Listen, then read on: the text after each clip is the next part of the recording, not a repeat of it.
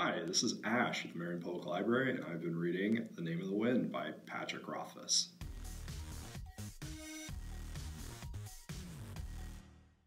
This is about a character named Kvothe.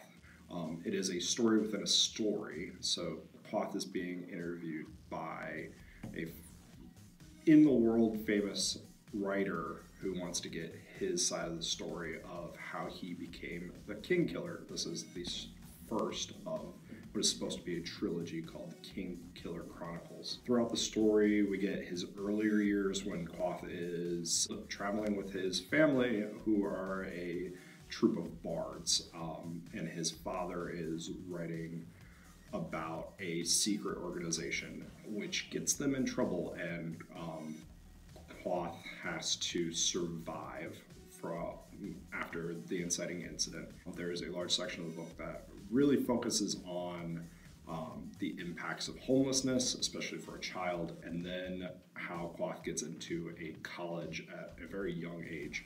Kvothe is an immensely intelligent character, and it's really how he navigates the world and solves his issues with wit.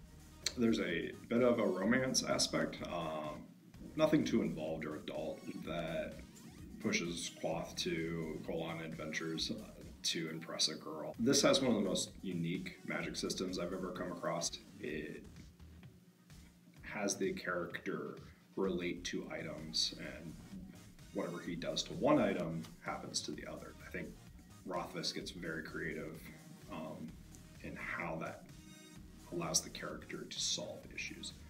This book would be appealing to anybody who's into the fantasy setting, especially those first getting into fantasy. This has become one of my favorite books of all time.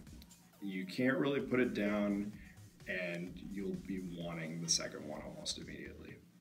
For those of you who are interested in The Name of the Wind, or have already read it and are looking for something else entering into the fantasy realm genre, I highly recommend Mistborn by Brandon Sanderson. It also has a very unique spellcasting system where the users use metal to activate different abilities that let them jump massive distances or control people's minds.